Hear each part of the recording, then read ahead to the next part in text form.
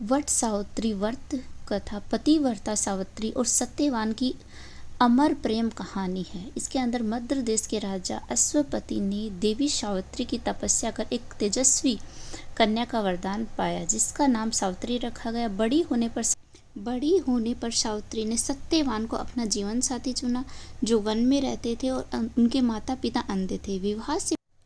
विवाह से पूर्व देव ऋषि नारद ने राजा अश्वपति को बताया था कि सत्यवान बहुत गुणी और धर्मात्मा है, लेकिन उनकी आयु केवल 1 वर्ष ही शेष है। पिता के समझाने के बावजूद सावित्री अपने निर्णय पर अटल रही और सत्यवान से विवाह कर लिया।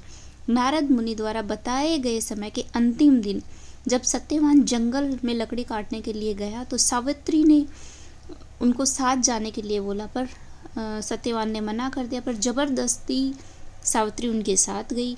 जब उनके अचानक सिर में दर्द होने लगा तो वो समझ गई और उनको ऐसे बोली कि आप पेड़ से नीचे आइए और आराम कीजिए, और वे बेहोश होकर सो गए। यमराज सत्यवान के प्राण लेकर जाने लगे तो सावित्री भी उनके पीछे पीछे चल पड़ी। यमराज ने उन्हें वापस लौटने को कहा, लेकिन सावित्री ने पतिव्रता धर्म का पालन करते हुए यमराज से ज्ञान और धर्म की ऐसी बातें कही कि यमराज प्रसन्न हो गए।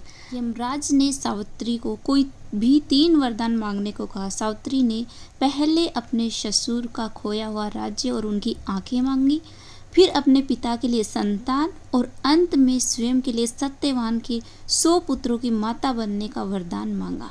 बिना सोचे यह वरदान दे दिया। तब सावित्री ने उनसे कहा कि सत्यवान के बिना 100 पुत्रों की माता कैसे बन सकती हूँ। यमराज को अपनी भूल का एहसास हुआ और वे सावित्री के पति, भक्ति और बुद्धि से इतने प्रभावित हुए कि उन्होंने सत्यवान के प्राण उन्हें लौटा दिए।